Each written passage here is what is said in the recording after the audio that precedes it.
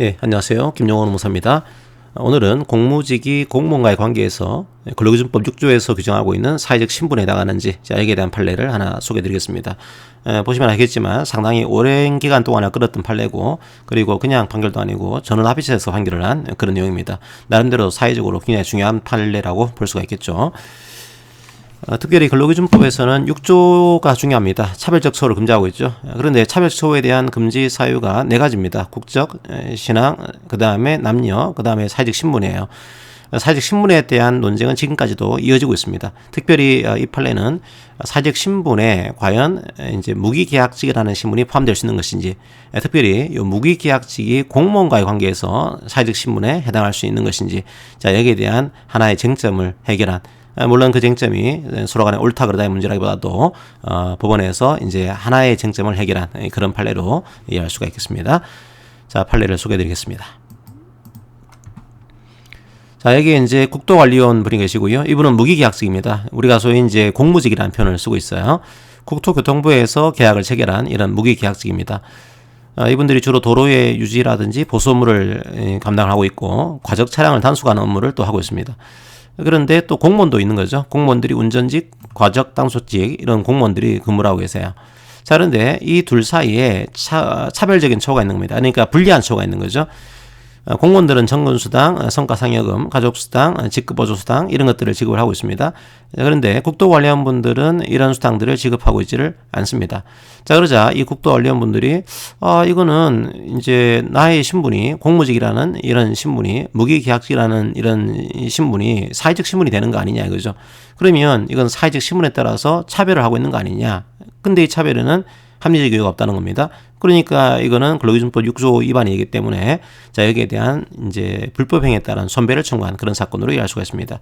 자, 이 케이스의 가장 중요한 핵심은 과연 무기계약직이라고 하는 이 신분이 특별히 공무원과의 관계에서 사회적 신분으로 볼 수 있는 것인지, 여기에 대한 것들이 논쟁이 된 그런 내용으로 볼 수 있습니다.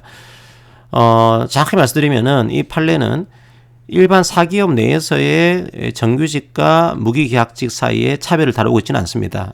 그게 아니고요. 아직까지 그 판례는 정확하지 않습니다. 이 판례는 어디까지나 공무원이라고 하는 이 법적인 지위를 가지고 있는 그런 분들, 그 다음에 공무원과 비교해서 무기계약직이라고 하는 일반 근로계약을 체결한 분이 사회적 신분으로 볼 수가 있는 것인지, 자, 여기에 대한 판례로 여러분들이 이해하시면 되겠습니다.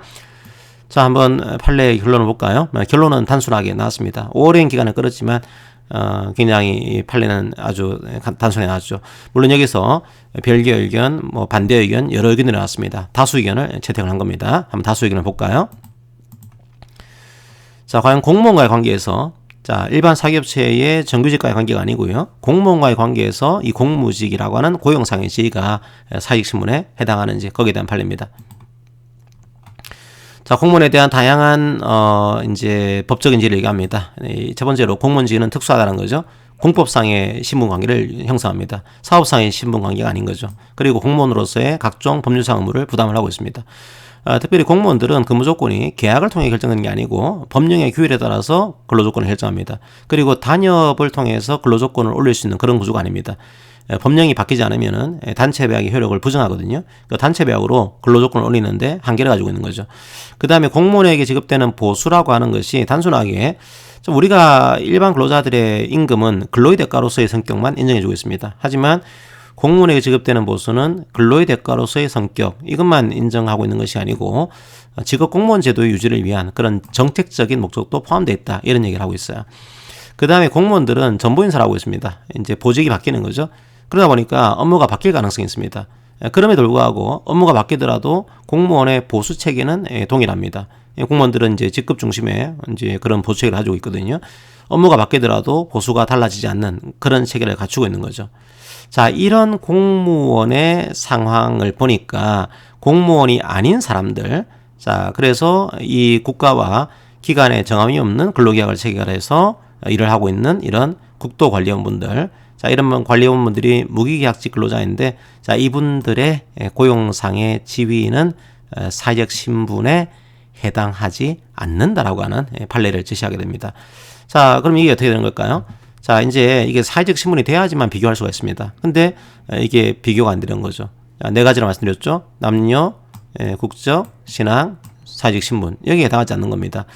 자, 그러면 뭐 다른 그 사유로는 뭐 차별로 될 수 있지도 않을까 뭐 그런 내용인데 이제 다른 사유를 제시하지 않은 걸로 봐서는 이 판례에서는 적어도 이 네 가지의 사유가 열거된 사유로 지금 판단이 되고 있습니다.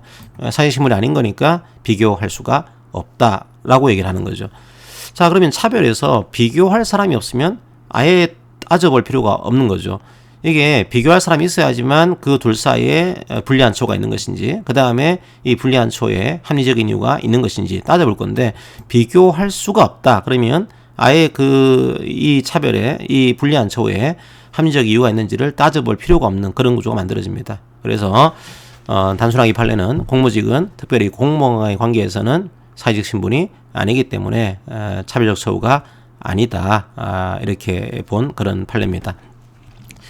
상당히 기간 동안 끌었던 판례인데 이제 일단락이 된 판례로 볼 수 있습니다.